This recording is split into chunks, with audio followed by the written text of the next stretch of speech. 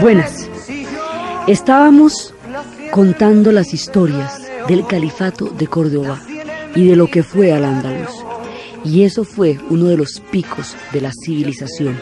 Estábamos contando sus ensoñaciones, vamos a meternos por entre sus magias y sus prodigios. Estábamos mirando cómo se armó el Califato de Córdoba. Y el Califato de Córdoba llegó a ser uno de los momentos maravillosos de la civilización. Entonces estábamos viendo cómo se desprende toda una parte de los omeyas va a asentarse en España. El resto del Islam corre otras suertes y va a tener influencias persas y va a tener influencias mucho más adelante turcas. Pero este que queda en España es totalmente árabe. A diferencia del resto del mundo musulmán, donde se mezclan muchos pueblos y muchas influencias, este es el mundo árabe en lo que los árabes produjeron. Y esos son los omeyas, los que llegan en el 711. Entonces ellos van llegando a la península islámica y empiezan, ahí hay para que se produzca este reino, va a haber en un momento dado un enfrentamiento con los reinos cristianos que estaban en España desde antes de la llegada de los moros.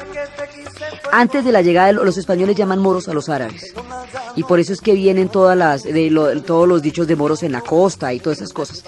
Los españoles pues tienen muchísimo de árabes. Entonces resulta que había unos reinos cristianos en España, que eran los que habían quedado desde los tiempos del Imperio Romano, unos y otros que vienen del norte de los francos. Entonces ahí hay un mundo que se está formando, que es el mundo cristiano, y esos reinos están antes de la llegada de los moros, de los árabes. Esos reinos, muchos de ellos eran originalmente arianos, o sea, del arrianismo, que es una corriente del cristianismo distinta a la de Roma. Más adelante todos ellos se van a romanizar y van a formar parte de lo que va a ser el Sacro Imperio Romano Germánico. Eso vamos a ver eso qué es y qué tiene que ver con el cuento. Pero el asunto es que esos reinos están ahí. Entonces, esos reinos, en un momento dado llega toda la invasión islámica desde la península, viene desde el norte de África, atraviesa Fez, Marruecos, y llega y se empieza a extender.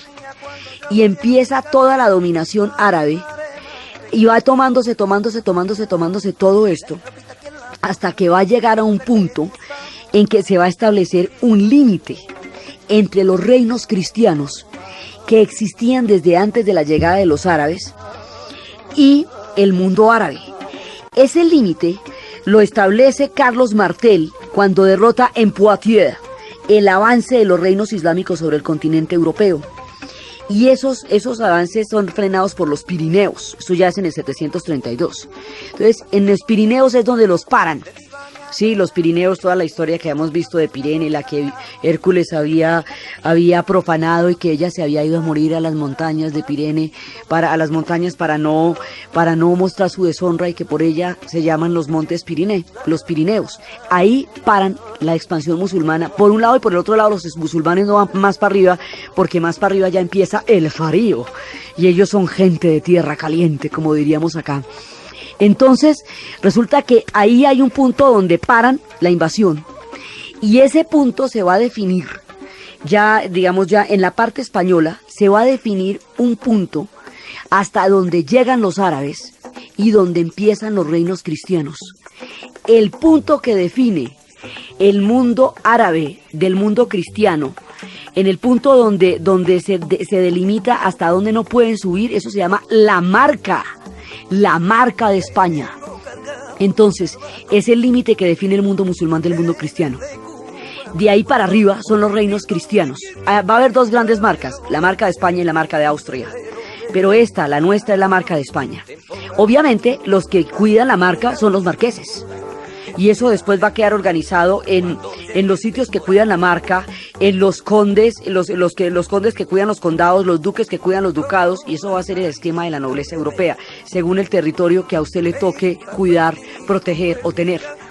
Entonces, ahí está la marca. Eso lo vamos a dejar durante el relato del mundo musulmán porque están ahí. Ahora, de ahí para adelante viene el mundo cristiano, pero dentro del mundo de Al-Ándalus hay cristianos, hay judíos y hay musulmanes, y ellos van a crear un clima político de tolerancia, un clima político que va a favorecer el surgimiento de una gran, enorme, maravillosa civilización. La llegada de los omeyas a la península ibérica va a marcar un pico de civilización, y en sus mejores momentos en el siglo X, Córdoba va a ser una ciudad como la Alejandría de su tiempo, como la Atenas del siglo V antes de Cristo, como la Florencia del Renacimiento. Va a ser, hay momentos en que la civilización se faja, ¿no? Y se viene de maravillas, o sea, no todo es desolación, hay épocas verdaderamente brillantes, espléndidas en la historia. Y la época del Califato de Córdoba es uno de los picos más altos de la civilización humana en toda la era de los últimos tiempos de Occidente. Entonces, ellos van a estar allá y van a crear uno de estos climas donde es posible todo. Estos climas se hacen posibles por la tolerancia. Es lo primero que es necesario para que se desarrolle el pensamiento, porque donde hay intolerancia al pensamiento tiene cualquier cantidad de problemas. Entonces ellos desarrollan la tolerancia, tienen una profunda espiritualidad. La profunda espiritualidad que tienen está ligada a la tolerancia porque los tres se reconocen como las religiones del libro. Cristianos, musulmanes y judíos son pueblos del libro, son pueblos de la Biblia, de la Torá, del Corán. Entonces se reconocen como pueblos de un mismo Dios y se empiezan a respetar. Y se crea la Escuela de Traductores de Toledo. Y la Escuela de Traductores es donde se van a traducir una gran cantidad de textos que preservan toda la civilización que quedaba de la antigüedad. Entonces, digamos, ellos van a hacer una síntesis del saber de la antigüedad y van a crear una cantidad de saber nuevo. Van a desarrollar la medicina. Ellos es que es bien interesante lo que hacen porque ellos no tienen esa dicotomía, esa división que mucho más adelante haría Occidente entre el desarrollo de la ciencia y el desarrollo de la espiritualidad. Porque el tipo de sociedades teocráticas que hubo en el resto del medioevo hacía que la ciencia no se pudiera desarrollar en Occidente sin entrar en contradicción con la fe. Entonces, durante mucho tiempo primó la fe y la ciencia quedó rezagada, y luego primó la ciencia y la fe quedó totalmente desacralizada. Esta gente logró las dos cosas: desarrollar un nivel científico muy importante sobre la base de una profunda espiritualidad en una visión integral del mundo. Entonces, por eso es que esta gente tenía los trasplantes de córnea, conocían la encefalitis, conocían las enfermedades, conocían un nivel de desarrollo en la medicina, en la cirugía. Los instrumentales médicos que hay en la Torre de la Calahorra uno no se los imagina, y era de la medicina de Avicenas. Y más adelante, ya en tiempos, en el siglo XI es cuando va a llegar Averroes con las traducciones de Aristóteles, y van a llegar con todos los saberes de la antigüedad. Y todo esto va a juntar un clima intelectual, poético, científico y espiritual sin precedentes en su tiempo. Entonces, en esta época, ellos son un pueblo mágico y un pueblo lleno de historias de amor. Entonces son las historias de amor que se cuentan en estas épocas, son absolutamente hermosas, porque cuentan de en Granada, digamos, los centros más importantes son Córdoba, que es como la capital del califato, y Granada. En Granada hay una sierra nevada que permanentemente está siempre cubierta por los copos de nieve. Entonces allá había una mujer mora, de la cual se va a enamorar profunda y perdidamente un califa. Y se va a enamorar de ella de la manera más impresionante. Y le dice que se vaya con él a Córdoba. Y ella le dice que ella no se puede ir con él a Córdoba, porque ella no puede vivir sin la nieve de las Sierras Nevadas de Granada. Entonces él le dice que si él es capaz de hacerle sentir la belleza y el esplendor de la nieve de las Sierras de Granada en Córdoba, que si ella se iría con él. Entonces ella le dice que si él es capaz de lograr ese milagro, ella lo haría. Entonces el hombre lo que hace es que siembra su gran palacio que se llama Medina al-Sahara.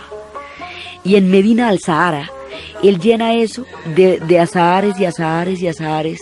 Y el día que todos los azahares están totalmente florecidos, cuando eso está completamente hermoso, la lleva. Y los azahares florecidos, alrededor del esplendor y la magnificencia de Medina al-Sahara, la hacen sentir a ella la belleza de lo que había visto siempre desde su ventana en las sierras de Córdoba, en las sierras de Granada. Y entonces, cuando ella siente esa misma poesía, en Córdoba, que tuvo toda su vida en Granada, decide apoyar y corresponder al amor del califa y vivir con él allá. Y lo que es hoy Medina al Sahara está enmarcado en el amor de ese califa y su mora que vio en los azares florecidos la poesía de lo que eran los copos de nieve de Granada. Y Granada se convierte en una ciudad de una belleza tan impresionante que tienen muchas leyendas acerca de la belleza de la ciudad. Una de las leyendas de cómo sería de hermosa, que no verla sería lo más triste que le pasara a alguien.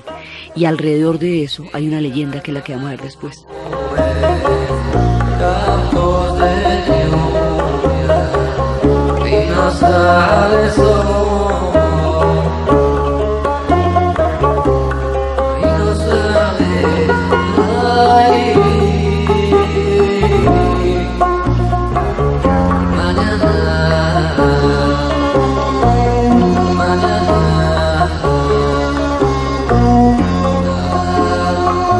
La historia es que Granada es tan bella, tan hermosa, que hay una leyenda en la ciudad que un ciego le pidió limosna a una señora y la señora se quedó pensándolo y entonces otro personaje le dice: dadle limosna, señora, que no hay infortunio más grande que el de ser ciego en Granada. Y claro, uno mira a Granada y uno dice: no, debe ser muy tenaz uno ser ciego acá, porque es demasiado hermosa, porque está el Albaicín todo vestido de blanco, porque está la Alhambra, que es impresionante, y con la Alhambra empiezan las historias también de ellos, los mitos y las leyendas. Cuentan que uno del rey Aben Habuz, rey de Granada, quería descansar ya en la vejez, porque había sido un príncipe que había conquistado grandes territorios y ya quería estar fuera de los peligros de la guerra. Entonces él tomó todas las precauciones para poder estar tranquilo y se fue en ese momento a la Alhambra y buscó un consejero que le ayudara a fortalecer las posesiones y todo eso y a buscar un sitio donde pudiera estar en paz. Pero resulta que los asedios de la época hacían muy difícil que él estuviera en paz y buscó un gran astrólogo y uno de los más majestuosos y de los más sabios, un tipo que tenía la barba hasta la cintura, que tenía unos ojos penetrantes, una inteligencia sobrehumana, era grave, majestuoso, era más tenaz que cualquier mulada de Granada. Este personaje, mejor dicho, era el tremendo. Entonces este personaje llega y lo ve afligido y empieza a contarle de toda la sabiduría que él ha conocido en Egipto. Y él ha visto que en Egipto había esfinges como la figura de un carnero y encima la de un gallo que giraban alrededor como de una veleta, y que eso le sugería a la gente que si había amenaza de invasión giraban en la dirección en la que estaba el enemigo y el gallo cantaba. Entonces los habitantes de Borsa podían tener tiempo para poderse preparar en el momento en que llegaran cualquier tipo de amenaza de los enemigos. Entonces empieza a sugerirle cómo es que va a hacer esto. Y empieza a contarle de las orillas del Nilo, del misterioso país, de las piedras que había dentro, de lo que pasaba en el interior de las pirámides. Bueno, le eché un montón de cuentos. Y con un pedazo de piedra de esas y con un montón de historias y de magias y de sortilegios y de encantamientos, este personaje va a crear una especie sobre una de las torres. Va a crear, como haga de cuenta, como un simulador, como un juego de video hoy día. Era como un campo, era como una especie de ajedrez donde se veía si los enemigos venían o no.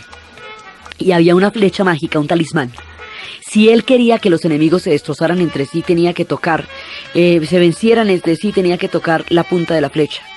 Pero si quería que se destruyeran totalmente, tenía que tocar completamente la parte de la flecha. Y según el toque que él le hiciera a la flecha, pasaba eso en la realidad de la batalla afuera de la fortaleza. Entonces, de esa manera, siempre pudo defenderla sin necesidad de alarmar a todos sus habitantes. Y entonces, el astrólogo al principio, que era un gran filósofo y todo al principio, no aceptó todas las atenciones y dijo que no, más bien él se quedaba en una cueva. Entonces, bueno, se quedó en una cueva, no aceptaba las atenciones, pero luego ya hizo que la cueva se la llenaran de tapetes persas traídos de Isfahán, que son los tapetes más magníficos que hay, porque son los que se pueden ver como cristalinos toda la espiritualidad de esos pueblos, y fue y se hizo trajer danzarinas. Mejor dicho, uno decía, oiga, pero para ser un hombre tan ermitaño era bastante sibarita este señor. Y la cueva la vuelve un palacio buenísimo y digamos, cada vez va cosechando más riquezas, diciendo que no las necesita, dándole el talismán de protección al rey para Granada, para la Alhambra. Un día se indica la presencia del peligro. Los hombres de él van a verlos y el peligro, no aparece ningún soldado, nada. Solo aparece una hermosa mujer, una princesa, hija de un godo, ataviada con ropas muy lujosas, lo que indica que es de un alto linaje. Y entonces la toman prisionera y la llevan allá. Y cuando la llevan allá, él se enamora profundamente de la princesa y el astrólogo le advierte. El rey se enamora de la princesa y el astrólogo le advierte: esa es una hechicera, déjemela a mí porque yo sé cómo lidiar con las hechiceras. Además, lo particular de esto es que en los cuentos cristianos, las moras son hechiceras, mujeres de magia, suertes y encantamientos misteriosos que pueden enloquecer a un hombre.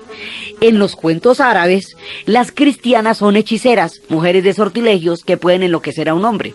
Entonces, esta era una cristiana, hija de un príncipe godo, y el rey la lleva y ella toca una arpa de una lira de plata. Una arpa de plata, una lira, y entonces ella toca la lira y eso todo el mundo se emboba, y el rey se emboba. Entonces el astrólogo le dijo: pilas con esa mujer porque esa es una hechicera y esa lo coge y le da sopa y seco, mejor dicho, lo pone aquí a comer de la mano, le digo. Déjemela a mí porque yo sé cómo lidiar con hechiceras peligrosas. ¿Cómo le voy a dejar? No es que es una preciosura y entonces se la lleva. No, el tipo se vuelve loco, se dedica a tratar a despilfarrar el tesoro, mejor dicho, no haya cómo complacerla. Y a cambio de todo lo que el rey le da, que le promete el cielo y la tierra, ella toca el arpa, toca la lira y le pone una sonrisa enigmática y a ver, y el hombre enloquecido. Entonces hay un momento en que él siente que no sabe qué más hacer. Y hace rato que le están diciendo que pilas, que mejor dicho que ella lo está enloqueciendo y tampoco es que lo esté amando, simplemente lo está enloqueciendo. Entonces él se le ocurre ya la máxima de las locuras ya llevado y le dice al hechicero que quiere un reino invisible donde estar con su amada. Y el hechicero le dice: bueno, yo le hago un reino invisible. Entonces dice: yo le hago unos encantamientos que conocí de tiempos de Babilonia y todo eso. Le hago unos encantamientos en los cuales usted y ella quedan metidos en un reino invisible y ahí pueden estar. Pero la primera bestia, la carga de la primera bestia que atraviese la puerta del reino invisible es para mí. Esa es su promesa. Listo, no hay problema, hágale.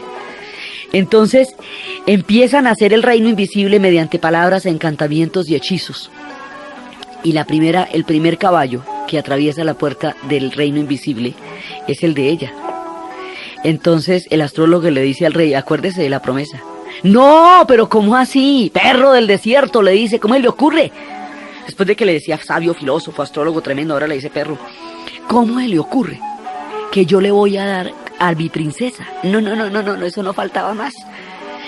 Palabra es palabra, le digo. Y usted prometió eso. Dice: pero entonces, ¿para qué me hizo el encantamiento si me toca darle la princesa? Entonces, cuando el astrólogo se da cuenta que el rey no va a cumplir su palabra, toma a la princesa con el caballo, pronuncia las palabras mágicas y se vuelve invisible y se va con todo y talismán. Y después ya las invasiones asolarán los castillos y ya después las fortalezas no se van a poder defender y el rey queda totalmente desconcertado porque la avaricia de ambos los llevó a la perdición y a él lo deja en la soledad, y la locura de la hechicera efectivamente prácticamente acabó con el reino. Dicen que debajo de la fortaleza de la Alhambra, si uno se queda realmente silencioso y escucha con atención, se puede todavía escuchar la lira de plata de la hermosa princesa Goda con la que se quedó el hechicero. Dicen que el hechicero y la princesa, que el astrólogo y la princesa aún viven bajo la montaña de la torre donde está edificada la Alhambra y que la lira se escucha en los tiempos en que el silencio interior lo permite. Estas historias van contando la manera como ellos concebían la magia y cómo concebían los amores. Todo esto está salpicado de historias de amor, y de las historias de amor que se recuerdan son las historias de las tres princesas moras. La historia empieza cuando un rey moro se enamora de una cristiana y la lleva a su reino, y la cristiana finalmente termina adoptando su fe y le va a dar 3 princesas. La cristiana llega ya con su ama de llaves, y la Khadija, que es el ama de llaves, y las 3 princesas nacen y son muy bonitas, y hay un presagio que dice que cuando las princesas vayan a estar en edad de casarse, se van a requerir medidas especiales. Entonces las 3 princesas van creciendo. Para eso, como está advertido, entonces va y las mete en un castillo para que allí puedan estar protegidas de cualquier cosa que les va a pasar. Entonces las lleva para un castillo Salobreña, y allá las va a tener rodeadas y aisladas para que no les vaya a pasar nada de aquella predicción que se habla. Esas 3 princesas, de ellas la menor se llama Zoraida, y ese nombre es el que tenemos que tener en cuenta para todo lo que les va a pasar. Entonces las 3 princesas, las 3 morillas que estaban allá, van a tener toda una historia, van a vivir, van a estar contentas y todo eso. Y un día, cuando las van a trasladar, porque ya se hicieron grandes, las van a trasladar, y entonces en el traslado impiden que las miren, corren a todo el mundo para que nadie las mire, pero eso con las princesas no es posible. Alguien las va a mirar, y ahí vamos a entrar a cumplir la vieja predicción de las 3 princesas, de las 3 morillas que se van a enamorar.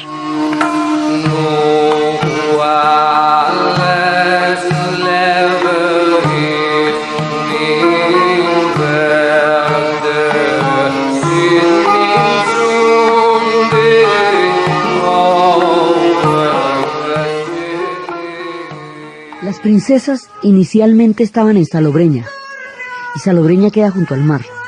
Y cuando quedan junto al mar fue que vieron desembarcar de unos barcos que llegaban a la costa 3 espléndidos caballeros que, a pesar de que estaban en cadenas hechos prisioneros porque eran cristianos, eran hermosos y no perdían ni el porte ni la dignidad, y quedaron muy impresionadas por ellos. Entonces inmediatamente la niñera siente el presentimiento de la antigua predicción. Le advierte al rey. El rey las hace llevar de Salobreña a la Alhambra, para que en la Alhambra estén protegidas. Entonces, en el viaje, el rey pide que nadie esté por ahí, porque no pueden mirarlas. Pero eso no se puede cumplir, bajo orden de muerte, pues que el que esté por ahí lo matan. Entonces, cuando se las llevan, están de regreso en ese momento los caballeros prisioneros. Entonces, como ellos las ven, entonces en el momento en que los caballeros están ahí, dicen que ellos deben morir porque ellos no podían estar en ese viaje, y ellas imploran y suplican por la vida de los 3 caballeros, y los soldados le advierten al rey que esos 3 caballeros eran valientes guerreros, y que habían dado una pelea digna y honorable antes de ser tomados prisioneros, y que por eso mismo se debía respetar el honor y la vida de ellos. Entonces, por esa razón, el rey, que ya tenía afuera la cimitarra para acabar con ellos, por eso y por la súplica de las 3 princesas, el rey decide no matarlos. Entonces, entre la confusión y la cosa, se levanta el velo, el chador, el velo de las 3 princesas, por el viento, y los 3 caballeros ven los rostros de las 3 moras. En esa época, advierten las leyendas, era muy común el amor a primera vista, y de una sola corredura de velo podía surgir un ardiente y apasionado amor. Entonces los 3 caballeros se enamoran de las 3 princesas con solo ver cómo se descorría el velo de su rostro en medio del viento de aquella situación, y ellas se enamoran de los caballeros. Entonces ahí no hay nada que hacer, los 3 se enamoran, cada uno se enamora de una princesa, y ella se enamora cada una de un caballero. Las princesas cada una tiene un carácter muy distinto.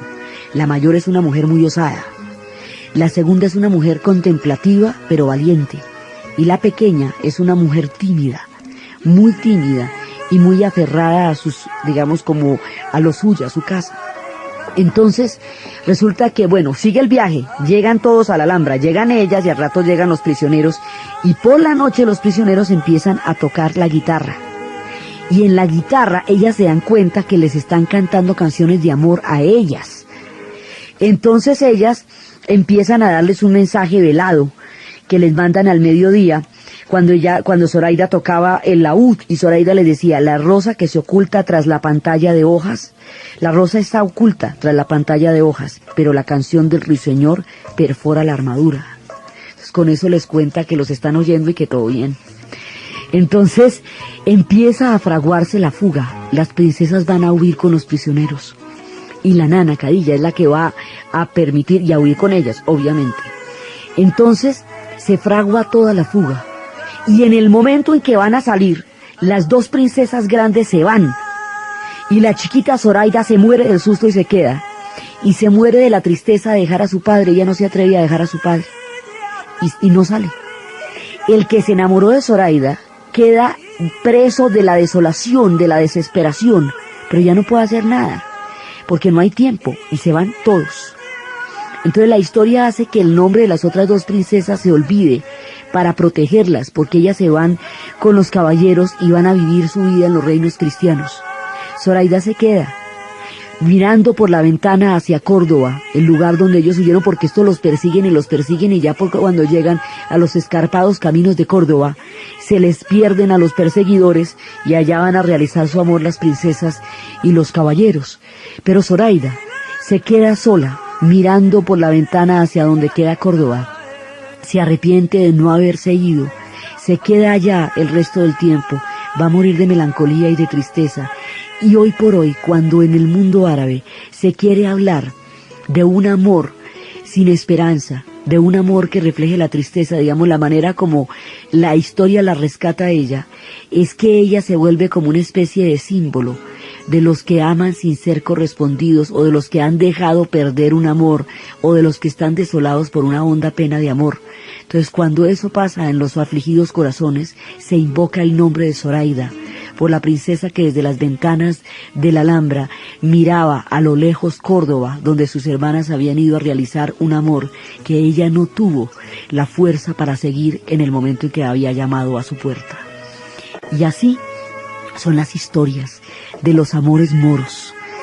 Y estas son historias que se van entretejiendo con un mundo intelectual magnífico, con un sentido de lo sagrado y la divinidad.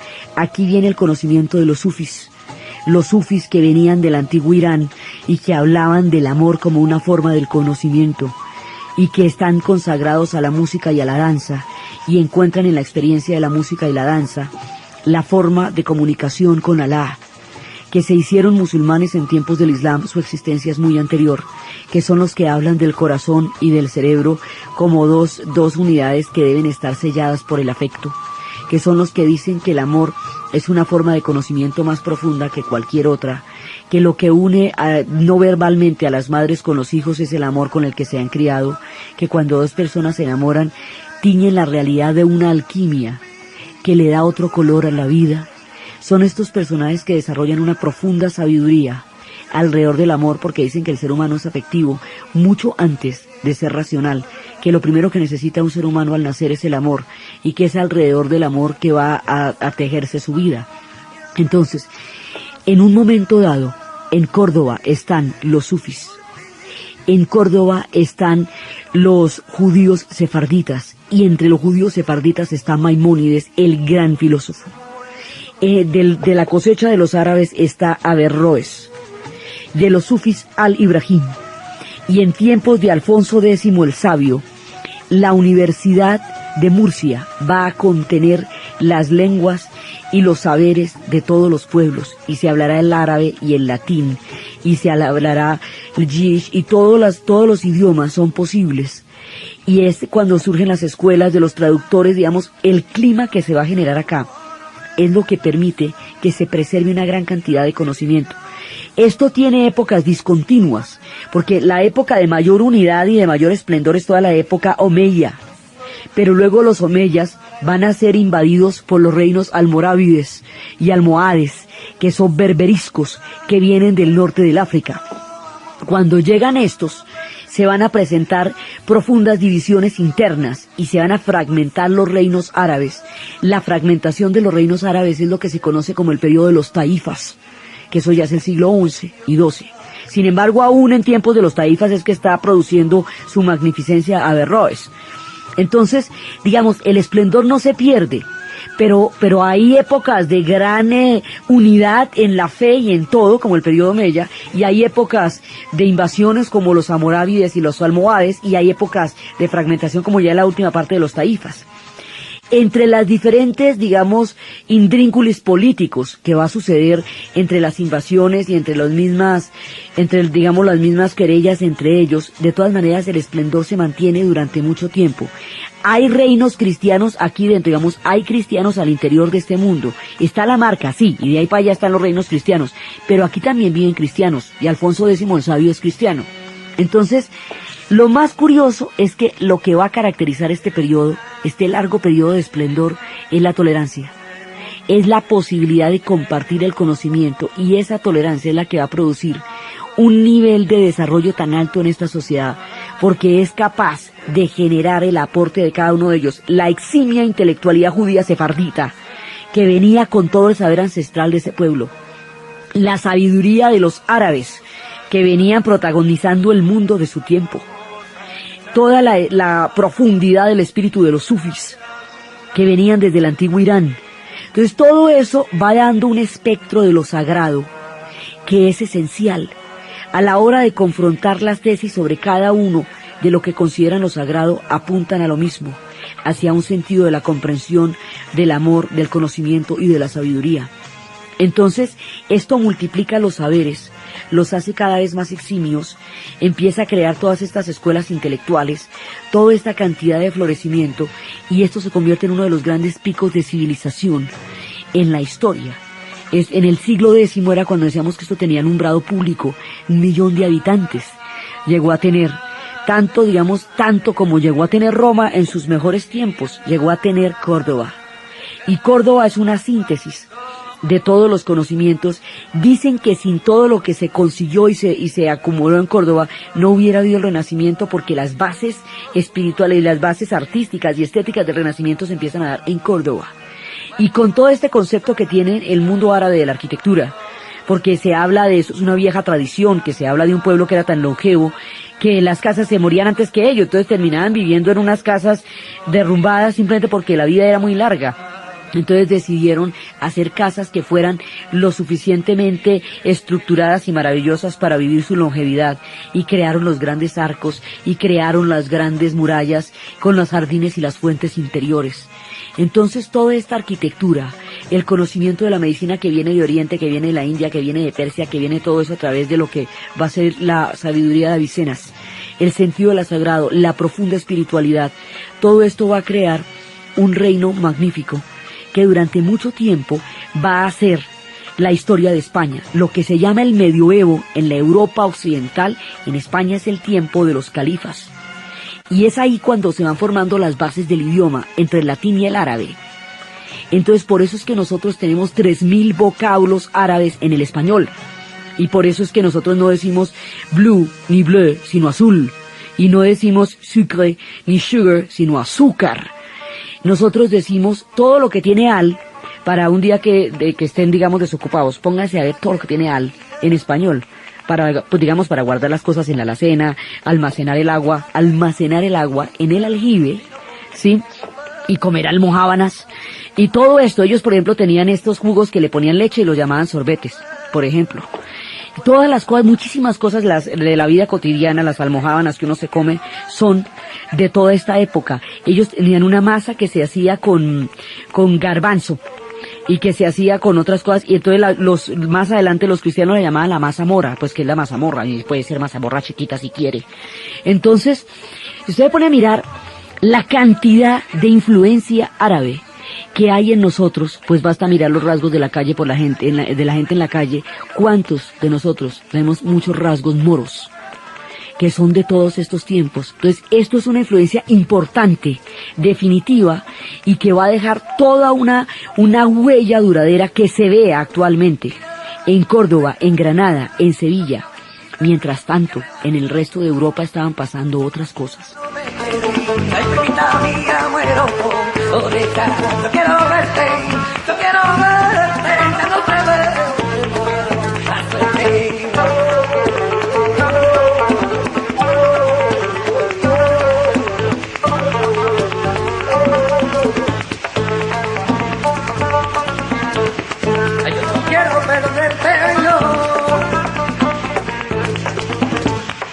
Mientras todo esto estaba pasando, el Al-Ándalus, mientras todos estos esplendores estaban viviendo en una civilización tan sofisticada, tan refinada y tan equilibrada entre el espíritu y la tecnología. Habíamos hablado de cómo los pueblos que hoy tienen la tecnología no tienen la profundidad espiritual, y los pueblos que hoy tienen la profundidad espiritual no tienen la tecnología, porque se presentaron disociaciones muy fuertes después entre el desarrollo de la ciencia y el sentido sagrado de la vida.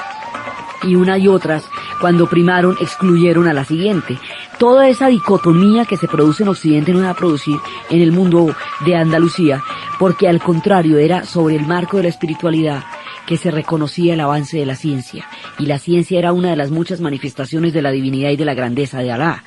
Entonces, por eso ellos conocen secretos de los que hoy carecemos, equilibrios que hoy no tenemos, el secreto de la tolerancia, el equilibrio entre el espíritu y el desarrollo, la combinación con la poesía, la profunda apreciación por las culturas de todos los pueblos en ellos contenidos, hacían que estos reinos fueran puntos maravillosos en los umbrales de la historia humana de las civilizaciones. Mientras tanto, en la Europa occidental, eso se había vuelto una locura de todos los pueblos vándalos, los suevos, todos estos pueblos asolando Europa, convirtiendo esto en un lugar completamente caótico. Entonces, el mínimo punto de unidad que va a surgir en Europa va a quedar de la siguiente manera. Los reinos lombardos intentan atacar al papado en Roma. Entonces, Pipino el Breve, el padre de Carlomagno, los defiende al Papa del ataque de los reinos lombardos. Al defenderlo logra eludirlos, logra derrotarlos.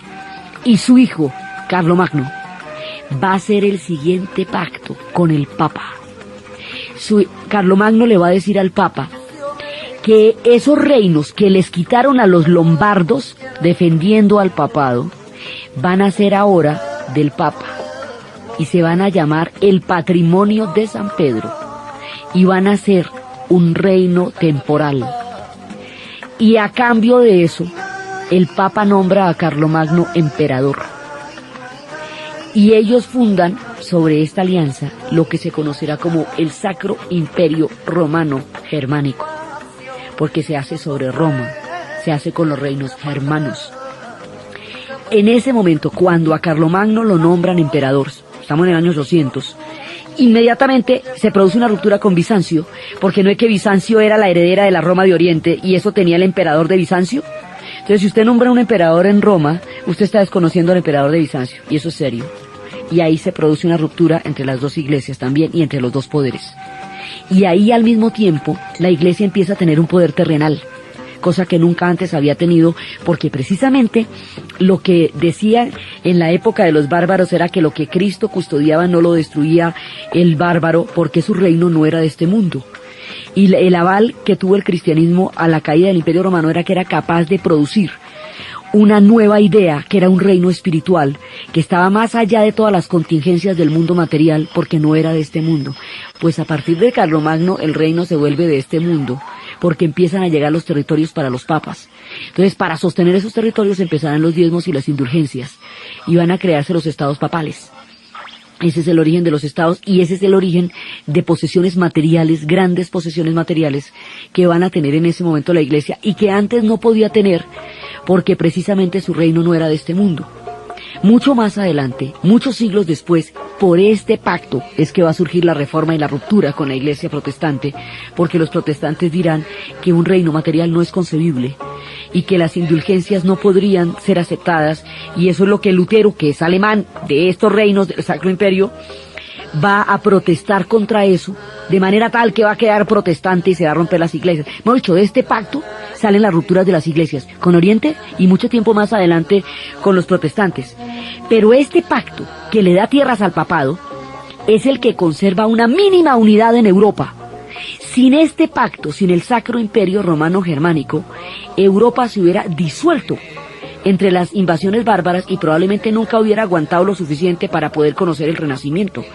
Hoy por hoy, el edificio más importante de la Unión Europea en Bruselas, que es de un tamaño descomunal y tiene rutas de ascensores como hay rutas de metros, que es una cosa que uno no se imagina, se llama Carlomagno. Por eso, porque la unidad de Europa se fundamenta en este pacto entre Carlomagno y el Papa. Entonces, las tierras las dividen en las tierras centrales, que son los condados. El que cuida las tierras centrales es el conde. A las orillas están los ducados. El que cuida los ducados es el duque. Y en las finales, ya digamos en la pura periferia, está la marca. Y el que cuida la marca es el marqués. Y de ahí sale la nobleza. El duque, el conde, el marqués es el que cuida el territorio que Carlomagno ha definido de esa manera. Entonces, los límites del Sacro Imperio Romano Germánico están dados por dos marcas, la marca de España y la marca de Austria. Y ahí es donde, digamos, son los confines del reino.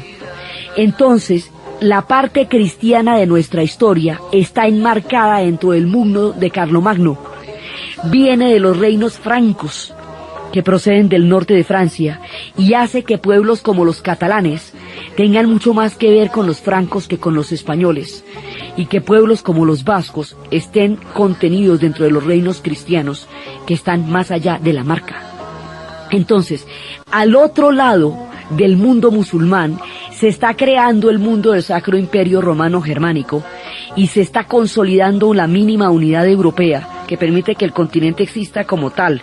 No existiría Unión Europea ni nada de eso si esto no hubiera existido, porque si no desaparecen entre todas las invasiones y entre toda la cantidad de avatares que sufrió Europa en esa época. Esto es lo que va a dar la seguridad, digamos. Aquí hay un marco de seguridad y de protección donde se ponen de acuerdo en la jerarquía entre el Papa y el Emperador. Y por eso juntan los dos poderes, el poder terrenal y el poder espiritual.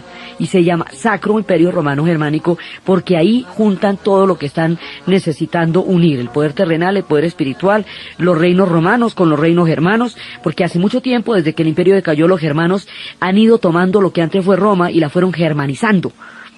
Entonces, esos pueblos se van a encontrar, ninguna de las alianzas que se van a dar en el siglo XX son gratuitas, todas vienen de atrás. Romanos y germanos van a gobernar juntos. Y es contra estos reinos que vienen de Carlomagno, que se acercan hasta la marca, estos reinos van a tratar de sacar a los moros de toda la península ibérica. En esa sacada, esa guerra, se va a llamar la Reconquista. Porque como esos reinos antes de ser moros eran cristianos, entonces van a llamar la Reconquista y aquí va a haber una guerra tenaz que va a terminar con la expulsión de los moros y el fin de Al-Ándalus y con la expulsión de los judíos sefarditas. Esta historia va a estar enmarcada por don Rodrigo Ruiz Díaz de Vivar, el Cid campeador. Entonces las historias del cantar del Meo Cid y de su amada doña Jimena y de todas las convulsiones que se van a producir en este enfrentamiento son los que vamos a ver en el siguiente programa. Entonces, desde los espacios de las ignóticas tierras de Granada, de las azahares de Alzahara Medina, de los amores de las tres princesas, de la tristeza de Zoraida, del embrujo del astrólogo y de la ambición del rey y de la lira que aún suena bajo la torre de la montaña donde está edificada la Alhambra,